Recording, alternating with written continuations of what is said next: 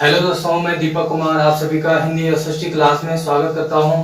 तो दोस्तों, भक्ति काल के बारे में हमने लगभग पढ़ लिया था। उसमें कुछ चीजें दोस्तों छूट गई थी, जिसके बारे में हम आज पढ़ेंगे।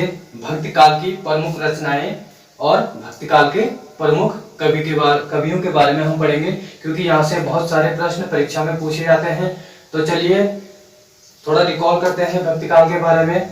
तो मैंने भक्ति काल का जो कार्यकाल बताया था वो बताया था 1350 से 1650 ईस्वी। 1350 से 1650 ईस्वी इसका कार्यकाल बताया था। और इसकी शुरुआत कहाँ से होती है? दक्षिण भारत से। दक्षिण भारत में जो आलवर भक्त थे वहां से वो ये इसकी शुरुआत करते हैं। धीरे धीरे इसका प्रचार होता है और उत्तर भारत में जो कि रामानंद भक्ति काल को जन जन तक पहुंचाते हैं। तो भक्ति काल के बारे में जो जॉर्ज गियर्सन है, उनका मत क्या था? वो क्या मानते थे? भक्ति काल को ईसाइयत की देन, ईसाइयत की देन मानते थे। कौन? George Gierson. तो ये आपको याद रखना है, क्योंकि जॉर्ज गियर्सन हिंदी भाषा पर सबसे ज्यादा रिसर्च करने वाले पहले व्यक्ति हैं। तो इसको आपको याद रखना है। उन्होंने क्या कहा था कि भक्ति काल का उदय किस कारण हुआ? ईसाइयत की देन। ठीक है, उन्होंने माना था। तो चलिए भक्ति काल के बारे में पढ़ते हैं। तो भक्ति काल को दोस्तों इसको स्वर्ण काल कहा जाता है। क्यों? ऐसा क्यों कहा जाता है? क्योंकि इस काल में सबसे ज्यादा ज्ञान मार्गी कवियों का उदय हुआ। ठीक है, जैसे कबीरदास जी के बारे में आपने सुना होगा। उनकी रचनाएं समाज को सुधारने का उनकी रचनाओं ने काम किया है। उनकी रचनाओं में एक सामाजिक प्रवृत्ति मिलती है। तो भक्ति काल की जो कि प्रमुख रचनाएं और जो कि बार बार परीक्षा में पूछी जाती है। तो चलिए पढ़ते हैं। सबसे पहले संत काव्य। ठीक है, संत काव्य रचनाकार और यहाँ पे रचना। तो कबीरदास जी, सबसे पहले कबीरदास जी आएंगे।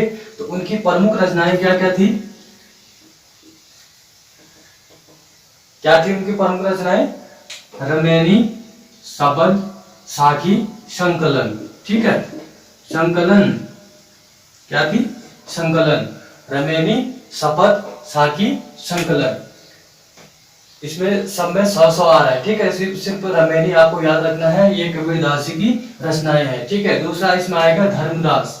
धर्मदास जी को निर्गुण पंथ का प्रवर्तक इनको माना जाता है। किसको? धर्मदास जी को निर्गुण पंथ का प्रवर्तक माना जाता है। दूसरा है सुंदरदास। सुंदरदास जी की प्रमुख रचना क्या थी? सुंदर विलाप। ठीक है, इसको भी आप याद रख सकते हैं। ये दोनों नाम मिल रहे हैं तो इसको आप याद रख सकते हैं। दूसरा अगला है मलुकदास। मलुकदास की प्रमुख रचनाएं क्या क्या थी? रत्न खान और ज्ञानबोध। रत्न खान और ज्ञानबोध। रत्न खान। ठीक है, रत्न खान और ज्ञानबोध। मलुकदास की प्रमुख रचनाएं क्या थी? रत्न खान और ज्ञानबोध। अब आते हैं सूफी काव्य। सूफी काव्य की जो प्रमुख कवित्री थी कौन थी? मलिक मोहम्मद जायसी। तो इसमें जो सबसे पहले है असायद ने क्या लिखी थी? हंसावली। असायद ने क्या लिखी थी? हंसावली। क्या लिखी थी? हंसावली। हंसावली, असायद, हंसावली। ठीक है, ये आपको याद रखना है। ठीक है, असायद ने क्या लिखी थी? हंसावली। मंजन ने मधुमालती। ये भी नाम मिलता जुलता है, इसको भी आप याद रख सकते हैं। मंजन, मधुमालती। ठीक है, मंझन ने क्या लिखी थी? मधुमालती। मंझन ने क्या लिखी थी? मधुमालती। कुतुबन, अगले हैं कुतुबन। ठीक है, कुतुबन, उन्होंने क्या लिखी थी? मृगावती। क्या लिखी थी? मृगावती। कुतुबन ने क्या लिखी थी? मृगावती। कुतुबन ने लिखी थी मृगावती। और ये आपको याद रखने हैं जायसी की रचनाएं। जायसी और कबीरदास जी की रचनाएं। जायसी ने क्या क्या लिखी थी? पद्मावत, आखिरी कलाम, अखरावत, कान्हावत। सब में तो आ रहा है। ठीक है, पद्मावत, कान्हावत, इसको भी आप याद रख सकते हैं। आखिरी कलाम और अखरावत। ठीक है, आ रहा है।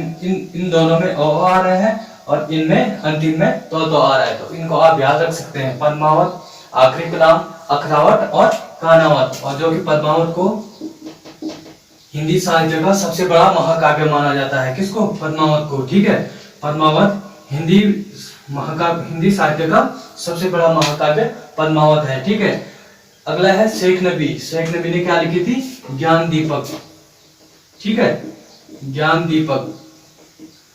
शेख नबी ने क्या लिखी थी? ज्ञान दीपक। क्या लिखी थी? ज्ञान दीपक।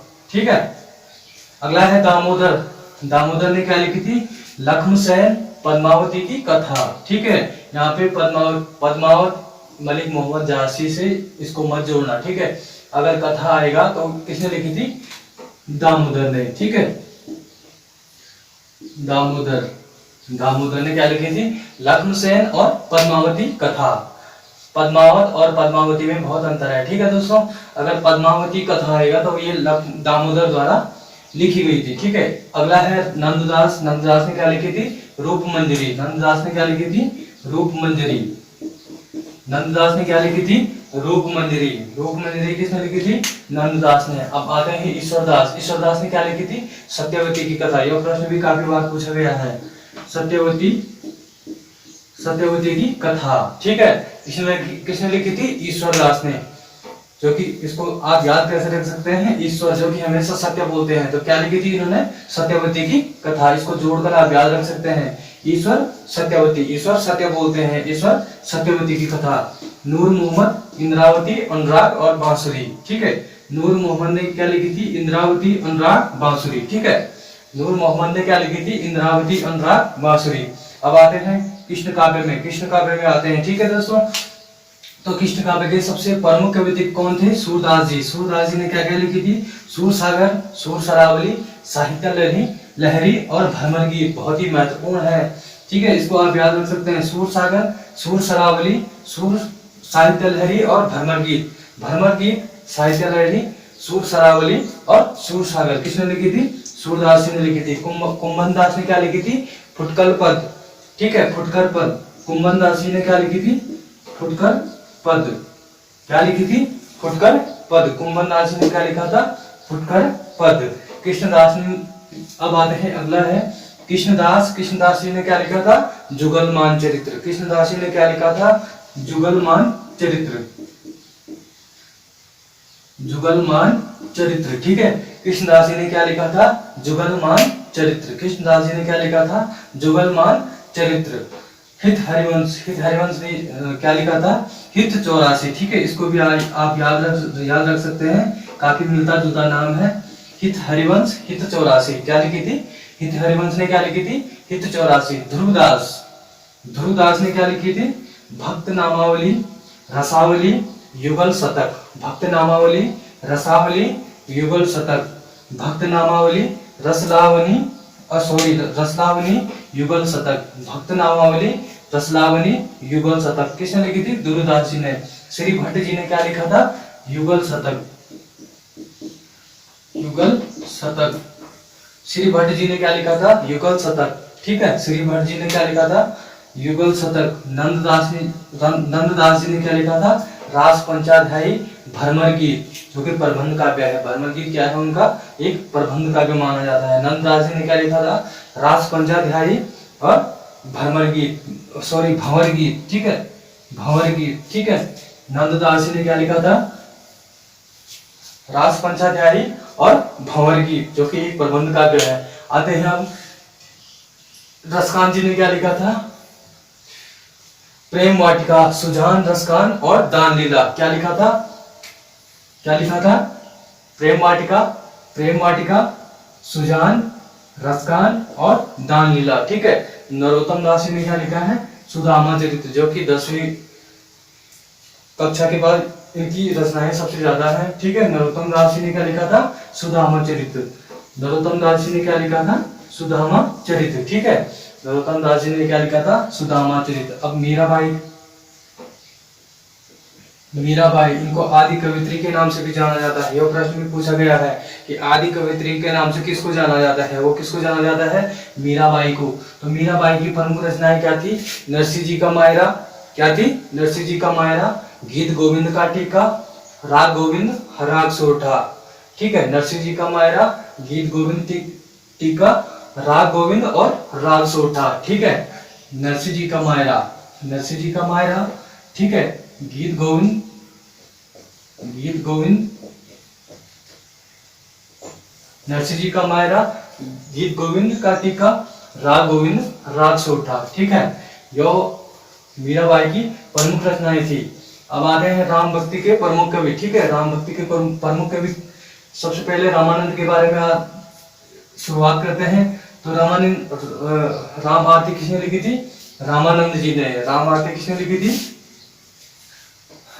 राम आरती किसने लिखी थी? रामानंद ने। ठीक है, अग्रदास जी ने क्या लिखी थी?